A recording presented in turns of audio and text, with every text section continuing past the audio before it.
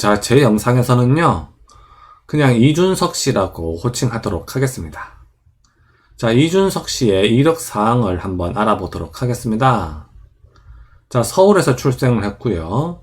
출생 연도는 1985년입니다. 그래서 올해 만 36세가 되었습니다. 키는 한 174cm 정도 되고요. 종교는 천주교라고 하네요.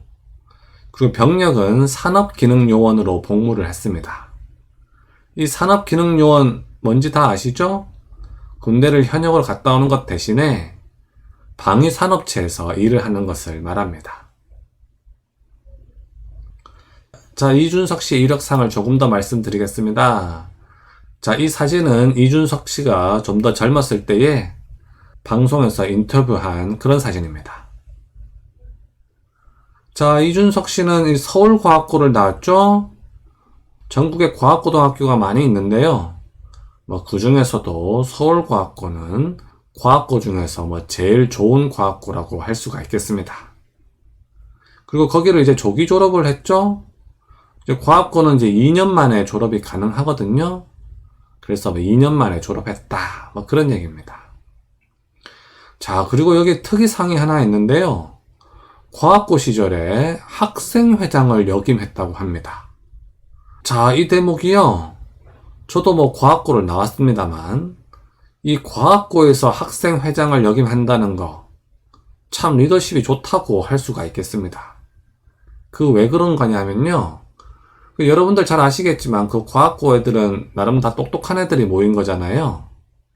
그래서 그 과학고 애들은 나름 다 자기만의 뚜렷한 주관을 갖고 있습니다. 그래서 다른 사람들 말을 잘 듣질 않거든요. 그래서 과학고에서 학생회장을 역임하려면 리더십이 아주 좋아야 됩니다. 그래서 이 과학고에서 학생회장을 역임했다는 거, 이준석 씨가 나름 리더십이 아주 좋은 사람이라는 것을 알 수가 있습니다. 자, 그리고 이 과학고를 조기 졸업한 다음에 카이스트에 진학을 했습니다. 그런데요, 이 카이스트를 다니다가 3주 만에 자퇴를 했다고 합니다. 저랑 딱 3주의 학연이 있죠? 3주짜리 학연도 학연인지는 모르겠습니다만은 어쨌든 3주 동안 카이스트를 다녔다고 합니다. 그럼 3주 뒤에 왜 그만뒀느냐? 바로 이 하버드에 합격을 해서 카이스트를 자퇴를 했다고 합니다. 미국 대학교 같은 경우는 이제 9월에 입학을 하게 되잖아요. 그래서 3월에 이 카이스트를 자퇴를 하고요. 그해 가을, 이제 그해 9월부터 하버드 대학교를 다니기 시작했다고 합니다. 근데 이 놀라운 점이요. 국비 유학생으로 진학을 했다고 하네요. 자, 저는요, 이런 게 있는지도 몰랐는데, 이준석 씨가 나름 똑똑한 것 같습니다. 이렇게 국비로 유학을 갈 수 있는 방법을 찾아서요, 하버드 대학교에 진학을 했다고 합니다. 그리고 하버드 대학교에 가서는요, 경제학과 컴퓨터 과학을 복수 전공했다고 해요. 자, 이게 어떤 의미냐면요, 컴퓨터 공학을 전공하고 또한 경제학을 복수 전공했다는 거. 이 대학교를 졸업한 이후에 IT 쪽 벤처 기업을 차리겠다라는 의도가 엿보이죠? 실제로 이 대학교를 졸업한 이후에 벤처 기업을 창업을 했습니다. 자, 그 자세한 내용은 다음 페이지에서 설명을 드리겠습니다. 자, 이 사진은요, 이준석 씨가 하버드를 다닐 때의 학생증 사진이라고 합니다. 자, 이준석 씨의 경력을 좀 말씀드리면요. 2004년 여름방학 때 당시 초선이었던 유승민 의원실에서 인턴을 했다고 합니다. 야, 이것도 인연이라면 인연일 수 있는데요. 이때가 아마 대학교 1학년 여름방학 때가 아닌가 싶은데요. 이때 유승민 의원실에서 인턴을 했다고 합니다. 참고로 이 유승민 의원과 이준석 아버지가 서로 친구 사이라고 하네요. 서로 고등학교도 같이 나오고 대학교도 같이 나왔다고 합니다. 참고로 이 이준석 아버지도 나름 서울대를 나왔다고 합니다. 자, 그리고요, 이준석 씨가 대학교를 졸업한 이후에 산업기능요원으로 병력 의무를 마쳤습니다. 하버드를 유학 갈 때 뭐 군대를 마치고 간 건 아니잖아요. 그래서 대학교 졸업 이후에 산업기능요원, 그러니까 그 방위산업체에서 일을 했다는 거죠. 그 방위산업체에서 3년 동안 일을 하면서 병력의 의무를 마쳤다고 합니다. 그리고 이 병력 의무를 마친 이후에요, 자신의 전공을 살려서 그 이준석 씨가 그 컴퓨터공학이랑 경제학을 복수 전공했잖아요. 그게 뭐 벤처기업을 차리겠다는 뭐 강한 의지로 보이거든요. 그래서 바로 벤처기업 클라스 스튜디오라고 하는 회사를 창업을 했습니다. 바로 이때가 2011년이 되겠습니다.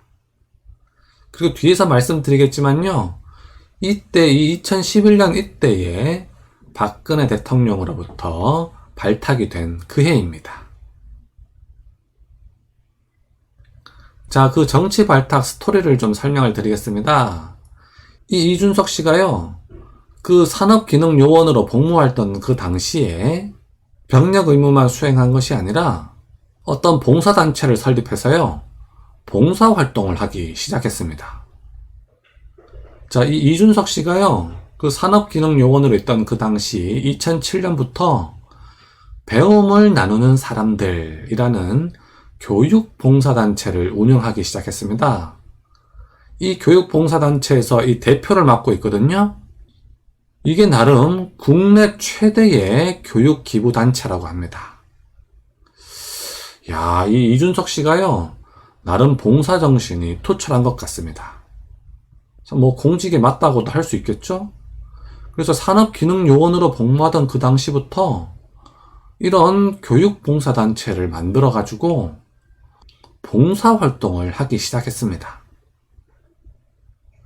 그리고 이 2011년에요, 이 나름 국내 최대의 교육기부단체라고 하는 곳이잖아요. 그래서 박근혜 대통령이 여기를 방문을 하게 됩니다. 그러면서 그때 이 박근혜 대통령이 이 이준석 씨를 눈여겨보고 바로 2011년에 이준석을 정치에 발탁하게 됩니다. 자, 그 이후의 스토리는요, 여러분들이 뭐 잘 아실 거라고 생각해서 자세히 설명드리지는 않겠습니다. 자, 어쨌든 정치에 발탁되기 전에는 이러한 일을 해오고 있던 이준석 씨였습니다. 자, 그리고 그의 발언을 좀 더 살펴보도록 하겠습니다. 그의 정책이나 그의 발언들을 좀 살펴볼 건데요. 첫 번째로 당대표 경선 룰에 대한 그의 발언을 한번 살펴보겠습니다. 정치에 좀 관심이 있으신 분들은 좀 아실 텐데요. 이번에 국민의힘 당대표 경선에서 예비 경선의 경우에는 당원이 50%, 여론조사 50%로 해서 여론조사 결과가 그래도 50% 정도 반영이 됐는데요. 6월 11월에 있을 본 경선의 경우에는요, 당원 조사가 70%, 여론조사가 30%로 이준석 씨에게 지금 불리한 경선 룰인 상황이거든요. 그래서 이 당대표 경선 룰에 대해서 어떤 사회자가 질문을 했습니다. 거기에 대한 그의 발언을 한번 살펴보도록 하겠습니다. 룰이 다 결정이 났습니다. 예. 우선 예비 경선은 당원 50, 여론조사 50% 방식으로 실시하기로 했는데 이건 본 경선 때 비교해 봤을 때는 여론조사 비율이 20% 높거든요. 예. 이건 만족하세요? 저는 항상 제 원칙은 네. 항상 공부 열심히 하고 공부 잘하는 학생은 시험 제도를 탓하지 않는다. 예. 저는 그렇게 살아왔기 때문에 네, 이번에 네. 시험 제도에 맞춰서 공부할 거고요. 자, 이준석 씨 발언 너무 멋있죠? 자, 보통 정치인들이요, 뭐 경선 룰이 자기에게 불리하다 그러면요, 뭐 이 경선 룰이 좋지 않다면서 뭐 불평불만을 하거나 비판을 가하는 정치인들이 대다수입니다. 이 뭐 경선 룰 때문에 뭐 서로 싸우기도 하죠. 그런데요, 이 이준석 씨 같은 경우는 경선 룰이 자기에게 불리함에도 불구하고 공부를 잘하는 학생은 시험 제도를 탓하지 않는다 하면서요, 거기에 대해서 전혀 불만을 표시하지 않죠? 정말 멋있는 그의 발언이라고 할 수 있겠습니다. 뭐 자신감이 넘치는 거죠? 뭐 사실 저도 40대인데요. 저보다 한 10살 정도 어린 이준석 씨지만 참 멋있다고 생각하고 있습니다. 자, 그리고 그의 발언 두 번째를 좀 살펴보도록 하겠습니다. 자, 공직 후보자 기초자격시험제도라고 하는 것을 이준석 씨가 얘기를 했는데요. 이게 뭐냐면요. 적어도 공직에 나설 사람, 예를 들어 뭐 국회의원 후보자면은 최소한 어떤 기초 자격에 대한 시험을 봐야 된다. 뭐 그런 얘기입니다. 개인적으로는요, 저도 이 제도를 지지하고 있습니다. 저도 이제 사실은 나이가 어느 정도 되고 사회적으로 어느 정도 지위가 있다 보니까요, 그 나름 높으신 분에 있는 분들도 가끔씩 뵐 때가 있는데요.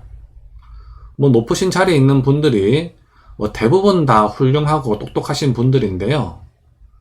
가끔씩은 기본적인 자질이 의심스러운 분들도 간혹은 있더라고요. 뭐 예를 들어 그래프를 읽을 줄 모른다던가, 논리력이 현저히 떨어진다던가, 또는 도표를 이해할 줄 모른다던가, 뭐 그런 분들이요, 가끔 있습니다. 뭐 물론 많지는 않은데요. 가끔씩은 이 자리에 도대체 어떻게 발탁됐는지 모를 정도로 그런 어떤 기본적인 소양이 떨어지는 분들을 제가 가끔 본 적이 있거든요. 그래서 이 공직 후보자를 뽑을 때에는 적어도 그런 사람이 뽑히지 않도록 기초자격시험 제도가 있어야 된다는 거, 저도 지지하는 제도입니다. 거기에 대한 그의 발언을 한번 살펴보도록 하겠습니다. 먼저 제가 언급했던 공직 후보자 기초 자격 시험. 지금의 젊은 세대는 능력이 없어서가 아니라 치열한 경쟁 때문에 구급 공무원이 되기 위해서 노량진에서 2년, 3년 수험 생활을 합니다. 그런 젊은 세대에게 우리 당의 의원이나 공직자들이, 아니면 당직자들이 MS 오피스를 어디서 파는지 모른다 라는 얘기를 접하게 되면은 우리는 표를 얻어올 방법이 없습니다. 우리는 변해야 됩니다.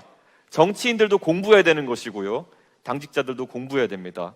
그 의지를 젊은 세대에게 보일 때 젊은 세대는 저희를 신뢰할 것입니다. 대선 흥행이요, 누굴 영입한다, 대통합을 한다, 이런 것 이상으로 가서 형식과 그리고 경선 자체도 젊은 세대에 맞춰서 재미가 있어야 되고 다양한 면을 볼 수 있는 새로운 시도여야 합니다. 제가 제안했던 2대2 팀토론 배틀, 논리뿐만 아니라 많은 영역을 젊은 세대에게 보여줄 수 있는 그런 예능 프로그램과 같은 신선한 시도일 것입니다. 그리고 주요 당직을 공개 경쟁 선발하겠습니다. 더 이상 줄 세우기, 계파 정치 있어서는 안 됩니다. 젊은 세대가 극혐합니다. 혹시라도 이미 전당대회에서 본인들이 다른 사람들에게 내가 당선되면 이런 당직을 주겠다 약속하신 분이 있다면은 즉각 사퇴하십시오. 이번 선거 그런 선거 아닙니다. 절대 그런 결과가 나와서는 안 됩니다. 이번 선거는 공정과 경쟁의 가치를 젊은 세대에게 보여줄 수 있는 그런 선거가 되어야 합니다. 자, 이렇게 이준석 씨의 발언에 대해서 살펴봤는데요. 그 외에도 사회적인 이슈에 대해서 이준석 씨가 발언한 발언들이 많이 있습니다. 뭐 그 발언들을 제가 모두 다 여기서 소개시켜 드릴 수는 없을 것 같아서요. 저는 이쯤에서 정리하도록 하겠습니다. 뭐 관심이 있으신 분들은 유튜브를 찾아보시면 그의 발언을 많이 찾아보실 수 있으실 겁니다. 요즘 국민의힘 경선에서요, 이준석 씨가 돌풍을 일으키고 있는데 저는 나름 우리나라 정치계에서 이준석 씨가 좋은 영향을 미치고 있다고 생각하고 있습니다.